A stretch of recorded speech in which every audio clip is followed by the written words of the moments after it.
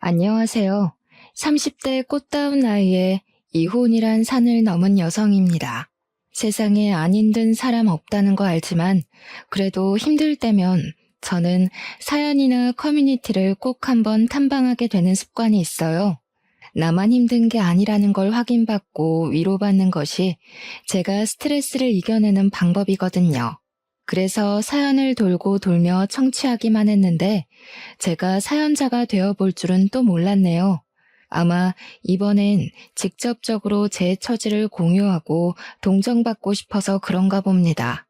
시간 되시면 제 이야기 한번 듣고 가세요. 저는 한때 결혼 때문에 가슴 벅찼고 한 번도 느껴보지 못했던 행복을 만끽해봤습니다. 평생 홀로 구질구질하게 살 줄 알았던 저를 제 남편이 구제를 해준 셈이나 다름없었는데요. 당시 제 남편은 S전자 기업 사원이었어요. 저는 그냥 닭발집 장사하는 사람이었고요. 제 가게가 남편 기업 주변에 있다 보니 유독 대기업 사람들이 회식 자리로 많이 찾는 곳이었습니다. 가게 규모는 작은 편이었는데 겨우 5테이블 차면 끝이라서 직원은 한 명만 두고 요리랑 서빙 카운터를 같이 운영했어요. 당시 막 시작한 장사라서 맛 보장이 없었을 텐데 유독 제 솜씨가 맛있다며 자주 찾아오는 손님이 있었습니다. 그게 바로 제 남편이었고 남편이 단골로 제 가게를 찾아주는 덕에 굳이 노력하지 않아도 저희는 안면 트고 인사 정도는 나눌 수 있는 사이가 될 수 있었어요.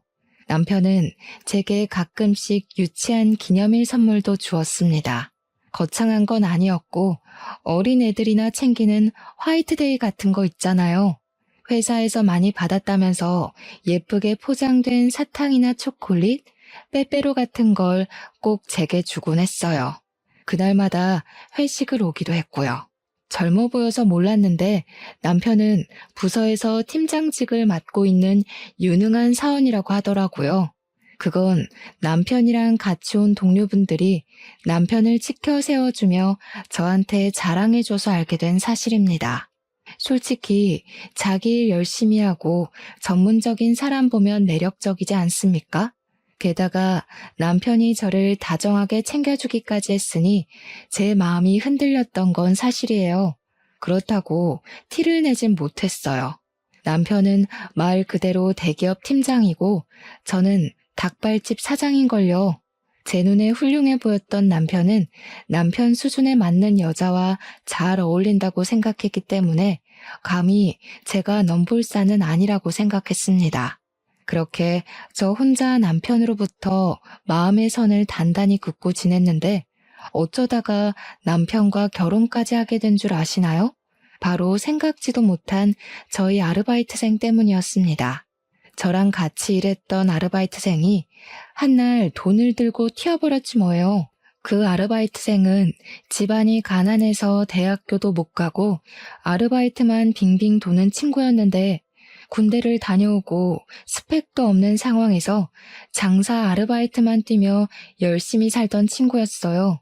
부모님도 돌아가시고 없다고 하더라고요. 처음 그 사정을 들었는데 힘겹게 사는 청년을 보니까 그저 각박하기만 한 세상인 것 같아 어른인 제가 대신 미안해지는 겁니다. 그래서 제가 아르바이트생으로 받아주었어요. 야간 수당에다 주말 수당까지 뭐 하나 빼먹지 않고 챙겨줄 수 있는 돈은 착실하게 챙겨주었습니다. 그 친구도 그만큼 손님에게 깍듯하고 제게도 싹싹하게 잘해주더라고요. 그렇게 이모 조카 사이처럼 6개월간 믿고 같이 일했어요. 그런데 남편이 있던 그날 갑자기 돈통에 돈을 들고 튀어버린 거 아니겠습니까? 절대 그럴 아이가 아닌데 근데 신기했던 건 남편이 하필 그 녀석을 눈여겨보고 있었나 보더라고요. 제가 알아채기도 전에 남편이 먼저 가게를 뛰쳐나갔고 저는 남편 동료들에게 사정을 들어서 뒤늦게 쫓아나갔습니다. 얼마 안 간 지점에서 남편이 그 친구를 힘으로 우악스럽게 결박하고 있더라고요. 남편은 그 친구 욕을 서슴지 않으면서 이런 애들 그냥 봐주면 다음에 똑같은 짓 또 한다며 경찰로 끌고 가려고 했는데 그 순간 저는 그 친구가 울고 있는 걸 보았습니다. 사정이 있어 보였어요.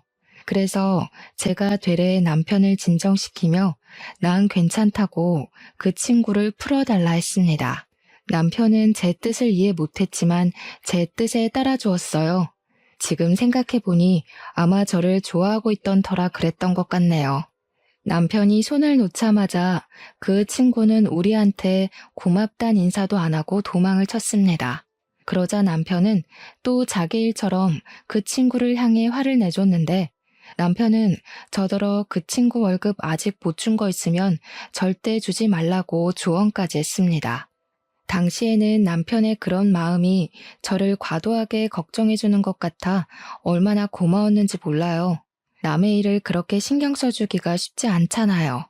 콩깍지가 단단히 쓰였는지 남편이 좀 귀여워 보이기까지 하더라고요. 물론 남편의 감사한 당부를 지켜주진 못했어요. 급여 날에 아르바이트생 통장으로 돈을 입금해줬거든요. 어쨌든 남편에게 감사해서 그날 남편 술자리는 제가 공짜로 해줬고 싸줬어요. 서비스도 내주었고요. 자리가 파했을 때 남편이 끝까지 돈을 주려 했지만 제가 절대 받지 않았는데요. 그러자 남편이 제게 그런 밥을 살 수 있도록 시간을 내달라고 하는 겁니다. 그때부터 저랑 남편의 마음이 같다는 걸 알게 되었고 저희의 인연이 시작되었습니다. 저희는 남편의 청혼으로 만난 지 1년 만에 결혼을 약속하게 됐어요. 근데 제가 청혼을 한 번에 허락한 건 아닙니다. 남편보다 들어오는 수익이 부족했던 저는 모은 돈도 별로 없었어요. 결혼은 같이 하는 거지 누구 하나가 손해보고 시작하면 안 되는 거잖아요. 그래서 청혼을 거절했고 남편에게 돈 좀 모으면 하자고 조심스레 말했습니다. 설마 내가 자기 사정 모르고 프로포즈 했을 것 같아? 내가 다 준비돼 있으니까 그냥 몸만 오라는데도. 정 마음이 안 좋으면 결혼하고 나한테 더 잘해주면 되지. 남편의 결혼하고자 하는 고집은 생각보다 강했습니다. 자기는 결혼에 환상이 있다면서 결혼하고 싶은 여자가 생겼고 서로 마음도 확인했는데 왜 돈 때문에 목표를 미뤄야 하는 건지 이해할 수 없다고 했어요. 제가 미안해서 그러는 거라고 하면 남편은 당연히 미안해할 필요 없다고 받아칠 뿐이었습니다. 할 수 없이 저는 남편의 성의를 받기로 했어요. 그렇다고 진짜 몸만 맡길 생각은 없었기에 결혼하고 생활비만큼은 제가 알아서 해보겠다고 제 나름 남편의 성의에 대해 표시를 했어요. 그렇게 앞으로 행복한 미래만 꿈꿀 거라 생각했던 저의 결혼은 생각보다 첫 고비가 빨리 찾아왔습니다. 남편이 갑자기 해고를 당한 거예요. 이제 식구가 된 마당에 얼마나 충격적인 소식입니까? 근데 또 해고는 예민한 문제라서 막 물어볼 수 없잖아요. 그래서 최대한 남편 아픈 곳은 안 건드리게 조심스레 물어봤거든요. 남편이 난처해하면서 말해줬는데 이유가 음주운전 때문이라네요. 해고 이유를 듣는 순간 맥이 탁 풀려버리더라고요.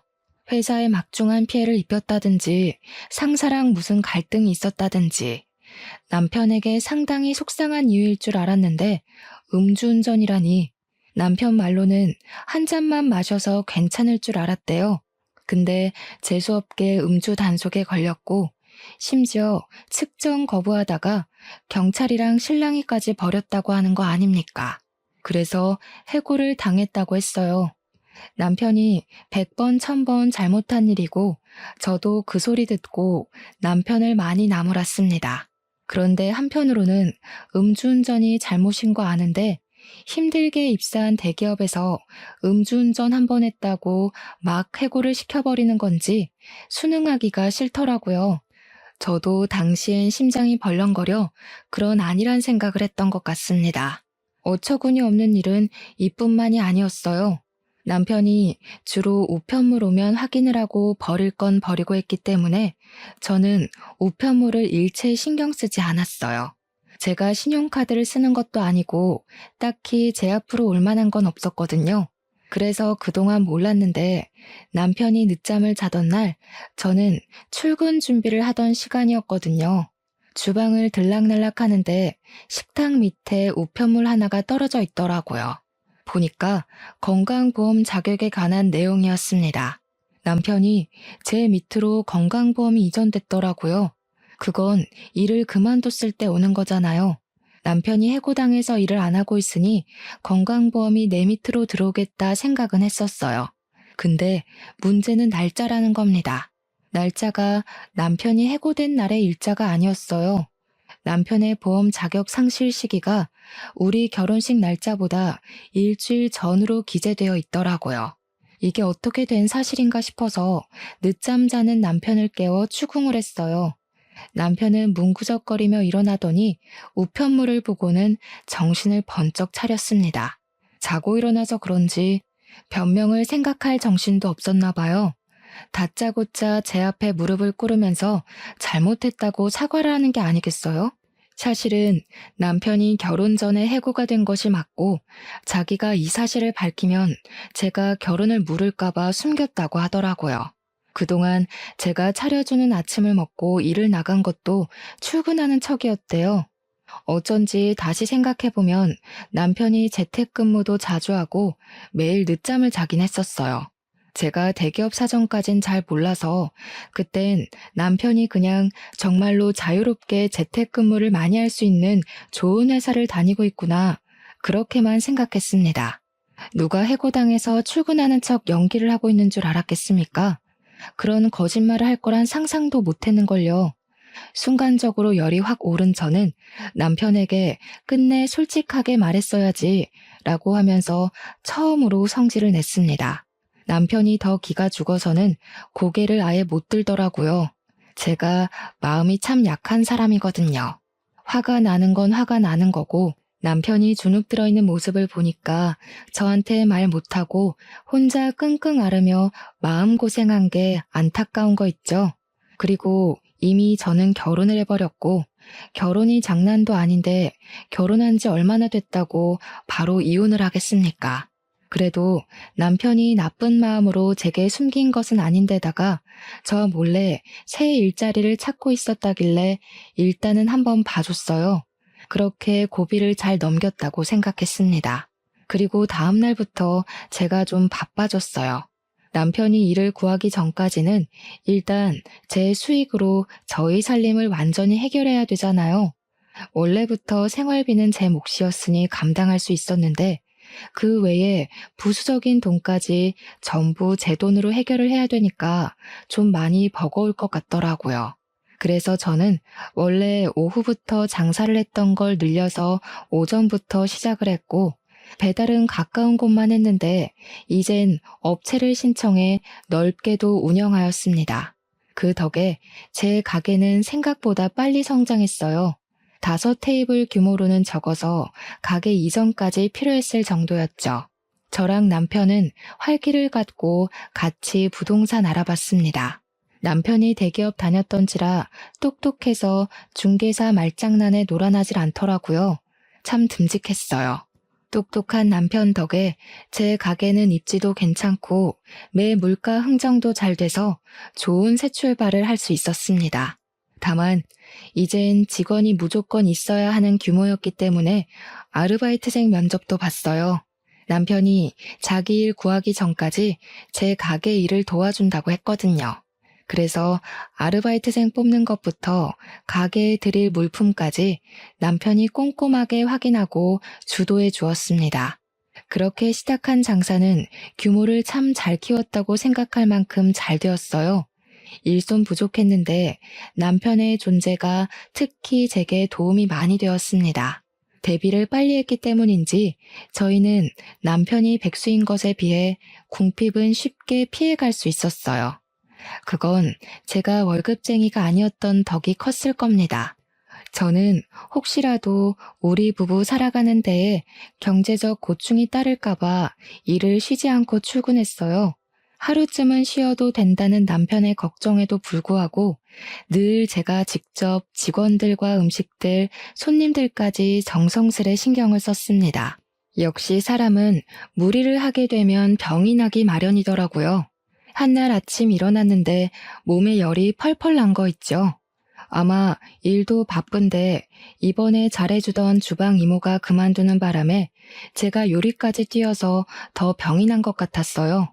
남편이 놀라서 얼른 저를 병원에 데려다 주었고 빨리 주방 일하는 사람부터 뽑으라고 걱정 섞인 잔소리를 했습니다. 오늘은 제발 내 말 좀 들어라.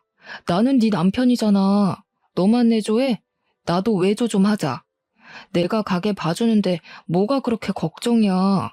당신이 그랬잖아. 나 부사장 자격이나 마찬가지라고. 오늘은 무조건 집에서 쉬어. 그래야 앞으로 또 힘내서 일하지. 남편 말이 맞다고 생각했어요. 앞으로를 위해서 굳이 아픈 몸까지 이끌고 나가 저를 혹사시킬 필요는 없다고 봤습니다. 또 부부가 왜 부부겠습니까? 서로 돕고 기대라고 만들어진 관계가 아닙니까? 그렇게 저는 남편 존재의 소중함을 느끼며 그날 하루는 남편에게 가게를 맡겼습니다. 덕분에 오랜만에 쉬었던 저는 고작 하루 쉬었을 뿐인데 배터리가 충전된 느낌이었어요. 출근하면 힘든 건 마찬가지였지만 그래도 다시 기운내서 일할 수 있었습니다. 다 남편 덕분이라고 생각했어요. 그날 고생한 남편을 위해서 제가 지갑도 하나 사주었습니다. 그런데 남편이 제 선물을 받고도 좀 떨떠름해 하더라고요. 저희는 부부니까 표정만 봐도 기분을 눈치챌 수 있잖아요. 남편한테 무슨 안 좋은 일 있냐고 물었거든요. 그러자 남편이 마치 제가 물어봐 주길 기다렸다는 듯이 냉큼 얘기를 하는데 갑작스럽게 뱉는 그 말이 기가 찼습니다. 자기가 여태까지 대기업 일하면서 오전부터 야근에다 주말에도 필요하면 출근을 했어야 했대요. 대학 졸업하고 바로 취직이 된 거라서 졸업 후로 한 번도 쉬어본 적이 없다는 겁니다. 그러면서 마지막에 하는 말이 진짜 하고 싶은 말이었던 것 같은데 갑자기 여행을 다녀오겠다고 하는 거 아니겠어요? 여행? 가게는 어쩌고 뜬금없이 여행을 가? 자기 쉬고 싶은 거 알겠는데 지금 우리 가게 사정 알잖아. 주방 이모도 아직 못 구해서 일손 정말 부족해. 솔직히 내가 많이 봐줬잖아. 그리고 가게가 당신 거지 내 거야? 나 진짜 이대로 안 쉬고 평생 일만 하면 우울증 올 것 같아. 딱 한 달만 쉬고 싶어. 나도 가게 시작하면서 한 번도 쉰 적 없어. 누군 안 놀고 싶어서 가게에 붙어 있어? 여행은 무슨 여행이야. 철없는 소리 좀 하지 마. 아, 진짜 너는 꼭 이런 식이더라. 돈돈거리지 좀 마. 사람이 돈 때문에 사냐? 살 만큼만 벌면 되는 거지. 뭐 얼마나 떼부자 되려고. 솔직히 네가 이렇게 돈에 혈안돼 있는 거 볼 때마다 내가 더 숨 막히거든? 제발 사람 좀 살자, 어? 불과 얼마 전까지만 해도 남편은 에너지 방전된 제 건강 상태를 걱정하며 남편 노릇을 톡톡히 해준 사람입니다. 그런데 그 사이 별일도 없었는데 갑자기 여행 타령은 뭐며 느닷없이 저한테 투정 아닌 투정을 부리는 걸까요? 그날 저는 남편의 의사를 못 들은 채로 치부하며 거절했어요. 여행도 상황 봐가면서 해야 되잖아요. 돈 버는 사람 따로 있고 돈 쓰는 사람 따로 있나요? 안 그래도 주방 이모가 일당백이라서 매출에 지장이 갈까봐 새로운 주방 이모를 뽑기까지 스트레스를 많이 받고 있는 상태였단 말이에요. 자영업 하시는 분들은 아시겠지만 요즘 사장도 하루 종일 서서 요리하고 서빙하고 그러니까 퇴근하면 정말 뻗어버리는 수준이거든요. 매출이 잘 나와도 몸이 힘드니까 사람이 금방금방 피폐해지고요. 제가 또 언제 몸병이 날지 모를 상황인데 이 와중에 남편은 한 달을 자리 비우겠다고 하니 오히려 더 배로 스트레스 오는 거 있죠. 남편이 꼴 보기 싫기까지 하더라고요. 그래서 네 돈으로 가겠다면 안 말린다고 해버렸어요. 남편 돈 없는 거 누구보다 제가 제일 잘 알거든요. 당연히 기분 상해서 토라져 있다가 다시 가게 나오겠지 생각했는데 제 판단은 완전히 오산이었습니다. 남편은 신이 나서 종일 휴대폰만 붙들고 다녔고 진짜 동남아 여행을 한 달 동안 갈 계획까지 다 세워서 비행기 표도 예매하더라고요. 아주 속전속결이었죠. 그 모습을 보는데 얼마나 맥 빠지고 할 말이 없던지 그냥 체념해버렸어요. 저도 남편 없으면 밥은 안 차려줘도 돼서 나름 신경 하나를 덜 수 있는 셈이긴 했거든요. 한 달 동안 옆에서 스트레스 주는 사람 줄었다고 나름 좋게 생각하려 했습니다. 어차피 제 돈도 아니니까요. 그렇게 한 달이 지났고 한 달 동안 정말 먼저 연락도 안 한 남편이 귀국을 했어요. 여행을 다녀온 남편은 제게 반갑다는 기색도 딱히 없었고 그저 가게 요즘 어떠냐고 묻는 게 다였습니다. 어떻게 제가 잘 지내냐고 먼저 연락해주지 않는 이상 한 번도 연락을 안 했던 건지 미치게 따지고 싶었지만 그마저도 기운 빠지는 일이라 하기 싫더라고요. 남편은 언제 놀다 왔냐는 듯 다시 제 일을 도와주기 시작했는데요. 제가 남편에게 약간의 정이 떨어진 것처럼 남편도 어째 여행을 다녀온 후로 딴 사람이 된 것 같은 느낌이 들었습니다. 원래 남편은 제 역할 못지않게 가게를 책임지는 책임자로서 역할을 톡톡히 하던 사람이었어요. 그래서 직원들도 제가 없으면 남편을 사장님 대우해줬고 남편도 진짜 사장처럼 직원들을 잘 챙겼습니다. 그런데 여행을 다녀오고 마음이 해이해 있어서 그런 건지 모르겠지만 일이 바쁜데 굳이 직원을 불러서 자기 일을 대신 시켰고 직원들한테 재미없는 아재 농담이나 치고 어떻게든 일을 남한테 미루거나 딴짓을 골라서 했어요. 또 친구랑 약속 있다고 일을 제대로 안 나오는 것도 다반사였습니다. 친구랑 논다고 가게 안 나올 때면 퇴근할 때까지 연락이 없어요. 그렇게 제가 혼자 뒷정리 끝내고 퇴근해서 집에 가면 남편이 이미 자고 있는 상황이 점점 생활화되어 가고 있었습니다. 나중에는 오히려 남편이 가끔씩 가게를 나오는 게 더 걸리적거릴 정도로 도움이 안 됐어요. 남편이랑 대화 좀 해보려고 해도 마감 전에 쥐도 새도 모르게 쌩 집으로 가버려서 먼저 자고 있으니 제가 어떻게 대화를 시도할 수가 없었어요. 남편이 퇴근해버린 것도 다른 직원이 말해줘서 아는 수준이었는데 대화할 시간이 어디에 있었겠습니까? 남편이랑 점점 남남이 되어가는 사이 놀랍게도 장사는 갈수록 매출 대박을 쳤어요. 그러길 6개월 지났습니다. 중간에 괜찮은 주방 이모도 무사히 고용을 했고 덕분에 조금은 숨 고르며 일을 할 수 있었어요. 자리가 꽤 잡혀가는 것 같았죠. 하지만 남편이 제게 매출을 물어볼 때는 거짓말을 했습니다. 매번 장사 다 거기서 거기라서 겨우 수익 조금 낸다고만 했어요. 남편이 돈 없는 사람인 걸 제가 잘 안다고 그랬잖아요. 왠지 가게에 돈 좀 생기면 달라고 할 것 같더라고요. 아니나 다를까 제가 아무리 거짓말을 해봤자 가게 현장까지 어떻게 속이겠습니까? 남편이 가게 왔다가 손님 바글바글한 걸 며칠 지켜보는 것 같더니 매출 상황을 눈치챘나 보더라고요.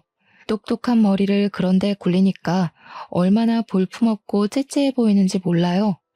남편은 이제 저한테 대놓고 돈 좀 달라고까지 했습니다. 무슨 돈? 나한테 돈 맡겨놨어? 그동안 잘만 놀러 다녔잖아. 나 몰래 꽁쳐놓은 돈 있는 거 아니었나? 아, 좀 빌려줘.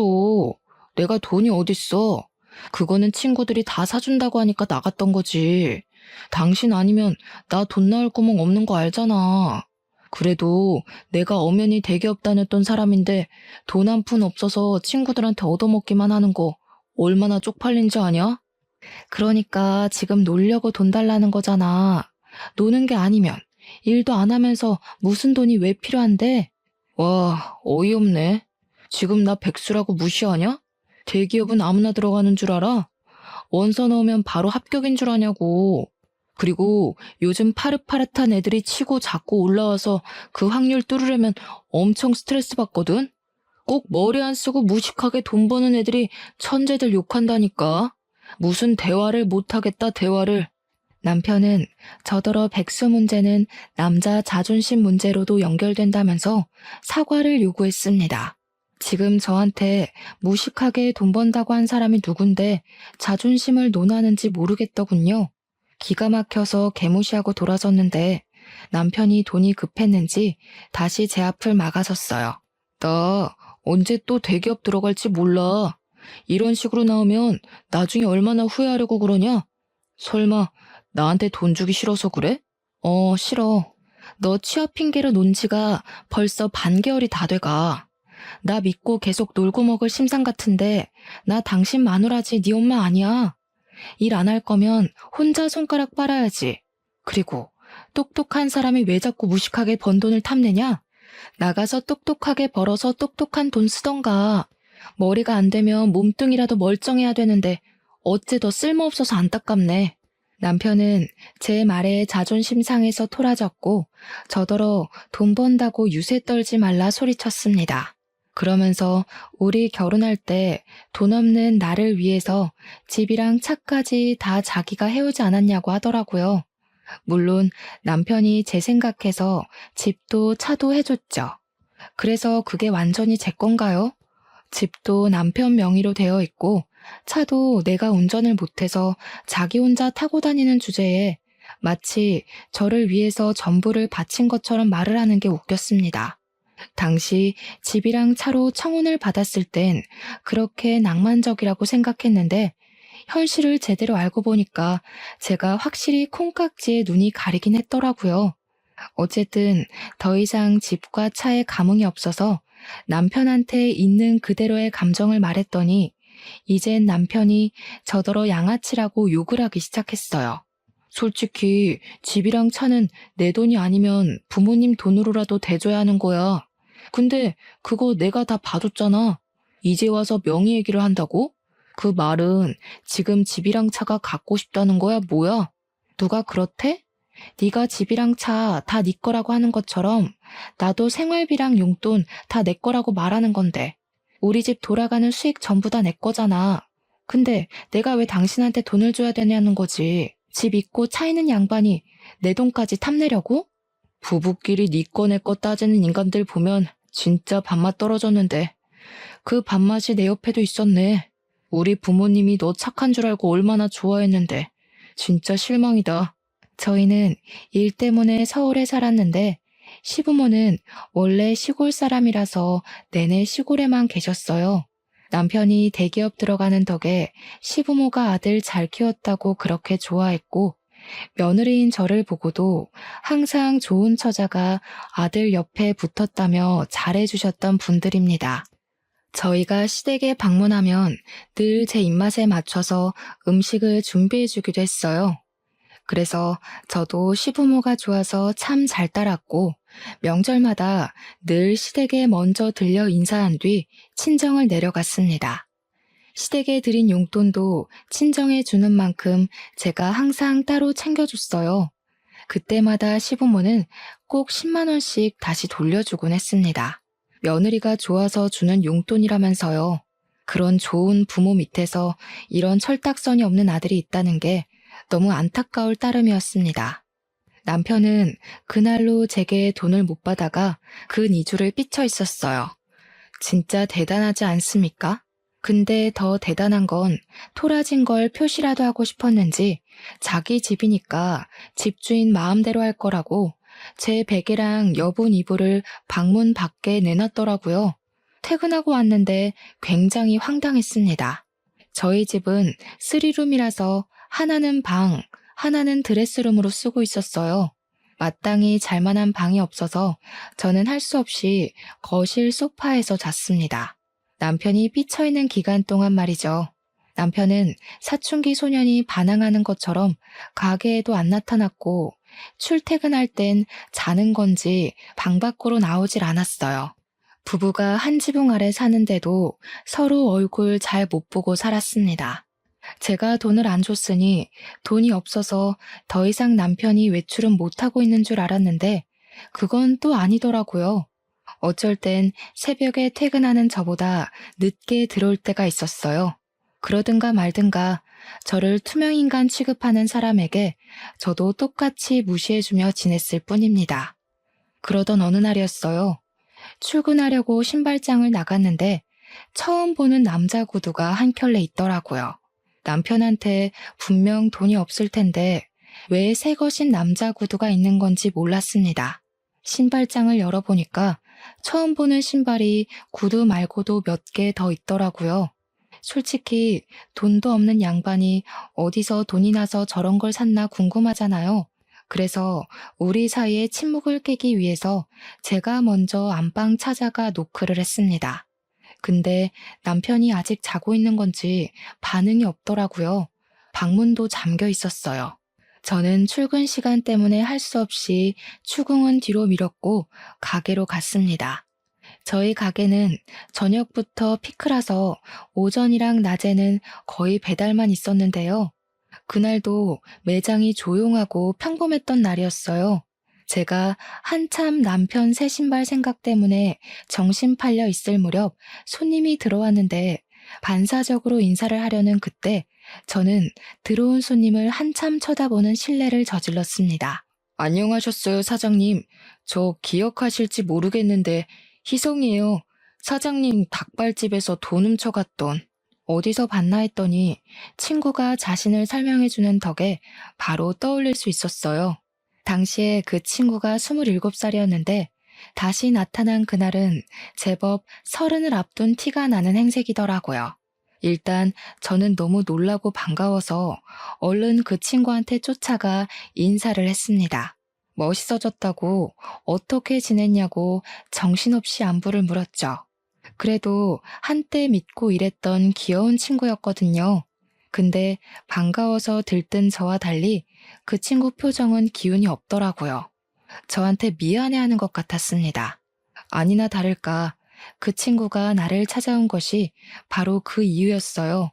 저한테 과거의 자기 실수를 사과하면서 그때 훔쳐간 돈을 갚으러 왔다고 봉투를 주더라고요. 저 중소기업 무역 쪽에 취직했어요. 다 사장님 덕분이에요. 꼭 취업해서 갚으려고 사장님 생각만 하면서 공부했더니 학벌 없어도 제 깡이랑 자격증 보고 합격시켜 주더라고요. 너무 잘된 일이라고 생각했습니다. 진심으로 축하를 해주었고 마치 제 조카가 취업을 한 것처럼 기특했지만 그건 그거일 뿐이었어요. 차마 그 친구가 주는 돈은 받을 수가 없겠더라고요. 바로 거절을 했더니 그 친구도 의지를 굽히지 않고 계속 돈을 내밀었습니다.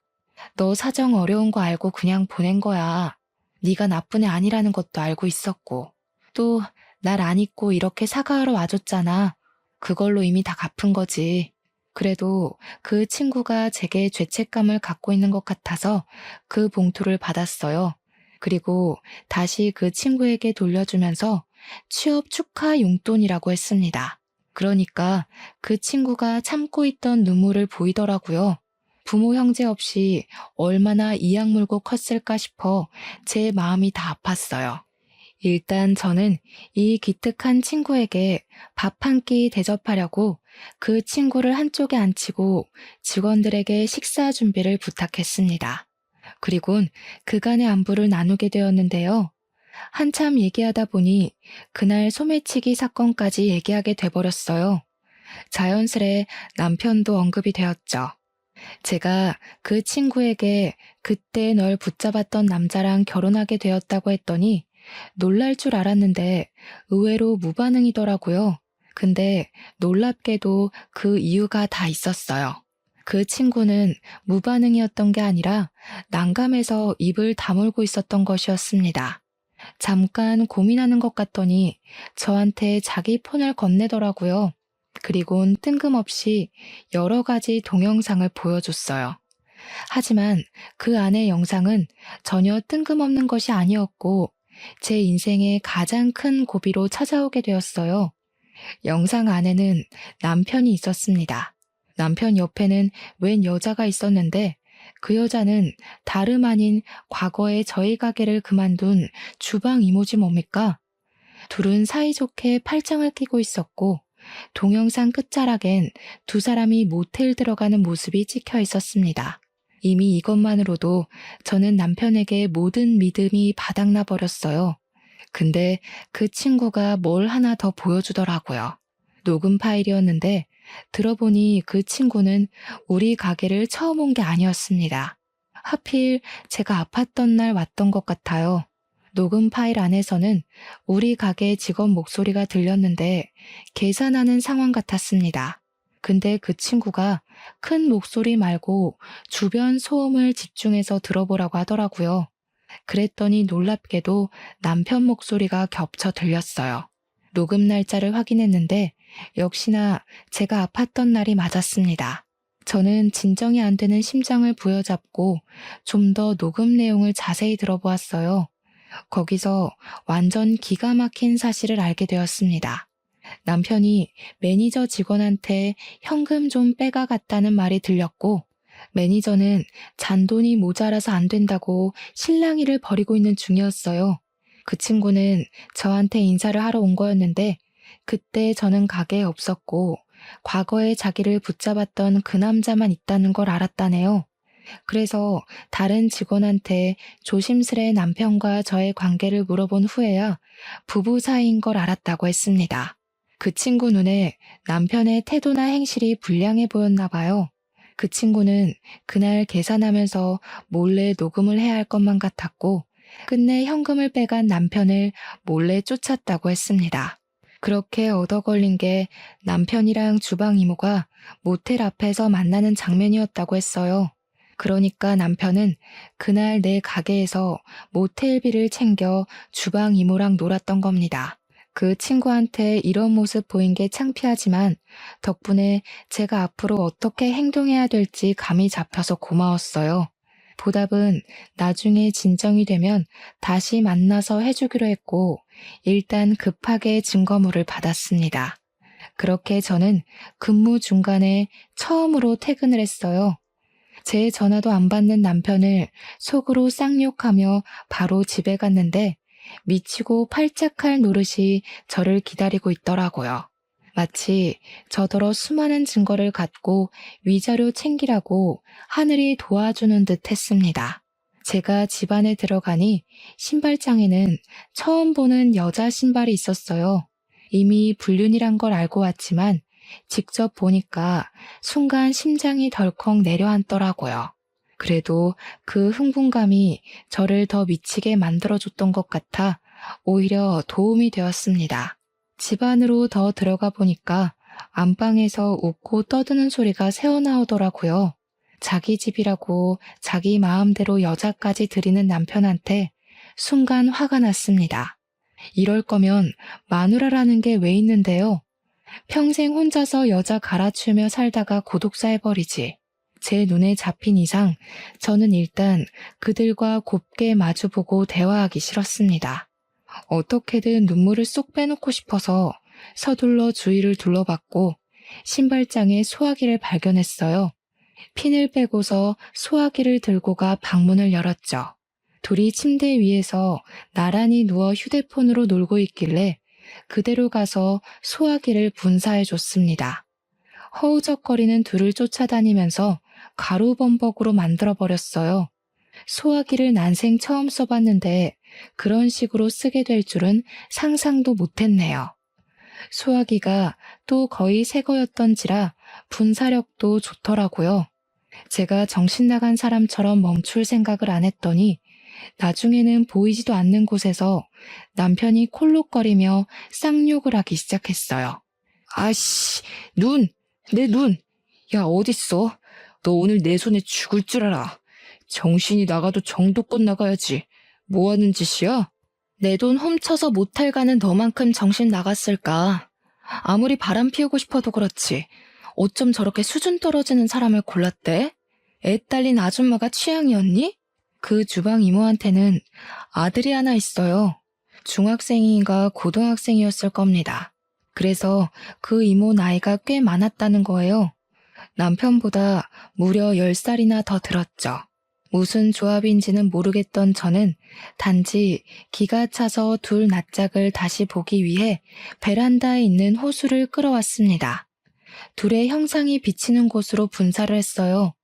그랬더니 또 한 번 고함 소리가 온 방안을 휘저었고 둘은 물이 오는 방향을 겨우 찾아서 방 밖을 빠져나갔습니다. 소화기 가루와 물이 섞여 끈적끈적하게 젖은 꼴들이 웃기더라고요. 그걸 놓치기 아까워 저는 당장 동영상을 찍어줬고 특히 나이에 맞지 않는 옷을 입고 있는 주방 이모 모습을 많이 찍었습니다. 이모, 주제를 알아야지. 저 남자가 진짜 이모 좋아해서 만나주는 거라 생각해요? 저 새끼 거지라서 내 돈 빼가서 이모한테 퍼부은 거일 텐데 제가 대기업 다녔다고 자랑했죠? 그 잘난 대기업 음주 때문에 해고당했어요. 근데 웃긴 건 뭔지 알아요? 음주운전이 한 번이 아니었더라고요. 남편은 이미 음주운전으로 2번의 경고를 더 받은 상태였는데 저를 만나고 또 음주운전 사고가 생긴 거였다고 했어요. 그럼 총 3번이라는 거잖아요. 대기업에선 2번만 음주운전을 해도 해고 위기를 맞는데요. 그런데 부서 팀장이라는 사람이 불량스럽게 음주운전을 3번이나 했으니 해고 당할 만했던 겁니다. 이미 당시 회사 내부에서 인성 쓰레기로 유명했던 일화래요. 오랜만에 제 가게를 방문했던 남편 동료들이 몰랐냐면서 제게 알려줬던 사실이었습니다. 뭔 상관이야. 적어도 너보다는 나를 더 좋아하니까 나한테 남의 돈 훔쳐서라도 퍼줬겠지. 세상 참 긍정적으로 살아서 좋겠어요. 아들한테 큰 도움이 될 것 같네요. 이런 천박한 짓 하고도 아들한테 평생 숨길 수 있을 거라 생각한 건 아니죠? 앞으로 아들은 어쩌나? 엄마 때문에 학교 힘들게 다니겠네. 저는 동영상을 끊고 남편한테 이혼 소송하겠다 통보도 해줬습니다. 너한테 겨우 있는 집이랑 차, 그거 내 거 만들어줘서 고마워. 위자료 받아서 내가 더 좋은 집이랑 좋은 차 살게. 그래도 네 덕분에 나 면허 따겠다. 땡큐. 남편은 얼굴에 이물질을 닦아내면서도 제 말을 듣긴 한 건지 순간 저를 향해 손에 집히는 대로 물건을 던지기 시작했어요. 다행히도 눈에 뵈는 게 없어서 그런지 아직도 기침을 하면서 조준을 잘 못하더라고요. 야, 그럼 내가 일해줬던 돈이라도 내놔. 떼먹으면 마누라고 보고 바로 노동청에 신고할 거야. 저런 머저리 같은 게 뭐 훌륭해 보인다고 좋아했는지 모르겠다. 대기업 다녔다는 사람이 가족 사업엔 근로신고 안 되는 것도 몰랐냐? 근로기준법에도 이따위 무시가.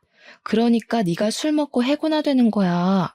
남편이 화가 나서 무작정 저한테 달려들려고 했는데 자기 발까지 흘러내린 이물질 때문에 혼자 벌러덩 나자빠져 버렸어요. 그건 똑같은 불륜이라고 주방 이모마저 미끄러져 비명 지르고 난리더라고요. 제가 자기 아들한테 불륜 사실 밝힌다고 하니까 성급하게 저를 덮치려다가 넘어진 거였어요. 주방 이모는 자기가 잘못된 판단을 했단 걸 반성이라고 하는 건지 바로 남편을 버리겠다는 쉰소리까지 해댔는데요. 내가 미안해. 제발 우리 아들한테만 말하지 마. 내가 뭐든 다 할게. 네가 시키는 거면 개똥도 퍼먹을 수 있어. 그러니까 제발 우리 아들한테만 비밀로 해줘. 다시는 네 남편 앞에 안 나타낼 테니까. 부탁이야. 내가 일도 잘해줬었잖아. 우리 집 반찬도 많이 챙겨줬고. 그러니까요. 왜 멍청한 짓을 해서 아들 보기 쪽팔린 짓을 하세요? 그래도 혹시 알아요? 그렇게 절절한 마인드로 아들한테 잘 빌어보면 아들이 눈 감아줄 수도 있잖아요. 진짜 그 정도는 빌어야 천륜 안 끊길 거예요. 그렇게 저는 신혼집 같지도 않은 구렁텅이를 빠져나왔습니다. 동네방네 소문나라고 문까지 열어놓고 나와버렸어요. 그렇잖아도 고맙게 남편이랑 상간녀 둘이서 소리를 고래고래 질러주더라고요. 그렇게 상간녀 소송과 이혼 소송한 걸로 저는 위자료를 받았고 남편은 정말 가진 돈이 없어서 빈털터리가 된 듯했어요. 뭔 상관인가요? 저는 그저 오래간만에 여유가 생겨 친정 부모님에게도 용돈 주고 저 개인적으로 원했던 구조물의 집도 사고 또 진짜로 면허까지 땄습니다. 의지가 될 줄 알았던 남편이 하나 없어졌을 뿐인데 세상 만물들이 다 아름다워 보였어요. 한참 제 시끄럽던 삶도 안정이 돼가고 가게도 제법 유명세를 치렀을 때쯤 상간녀랑 친했던 다른 주방 이모가 슬쩍 상간녀 소식을 말해줬는데요. 상간녀 아들이 지금 사춘기라서 생각보다 더 피 튀기는 싸움 중이라네요. 현재 아들이 성인 되면 자기 엄마 버릴 거라고 난리라 하더라고요. 상간녀가 돈도 없어서 위자료 때문에 집까지 팔고 아들을 강제 전학까지 가게 했으니 아들 입장에선 엄마가 얼마나 창피하고 미웠겠습니까? 다 자기 업보겠죠. 남편은 더 이상 집도 없고 돈도 없으니까 본가에 내려가 지내는 것 같았어요. 남편이랑 이혼하면서 유일하게 걸렸던 존재가 바로 시부모였는데 아무리 밉상인 남자였다지만 그래도 그 자식 부모만큼은 제게 좋은 사람들이었거든요. 그래서 저는 시부모에게 솔직하게 제 상황을 얘기했었고 이런 꼴 보이게 되어 죄송하다는 말만 전한 채 연락을 끊었습니다. 답장은 제가 일부러 받지 않았어요. 전화라도 올까봐 수신 차단도 해버렸죠. 좋은 사람일수록 작별은 깔끔하게 해야 된다고 생각했기에 제 인사만 전할 수밖에 없었습니다. 참, 그리고 이혼 소송 과정에서 알게 된 사실인데 남편이 해외여행 갔던 거 있잖아요. 주방 이모랑 간 거라네요. 남편이 그때부터 변한 것 같았는데 차마 불륜까진 눈치 못 챘다는 게 억울하더라고요. 지난날 후회해서 뭐 하겠습니까? 역경을 디딘 제가 무너지지 않은 걸로 잘 해결됐다고 봐야죠. 잘못 저지른 사람들이 되레 잘 살면 세상이 너무 재수없을 거잖아요. 결국 정의와 진실이 승리한다는 걸 크게 깨우쳤던 경험이었습니다. 앞으로는 이곳에 사연을 올릴 일 안 생겼으면 좋겠네요. 긴 사연 들어주시느라 고생하셨습니다. 감사합니다.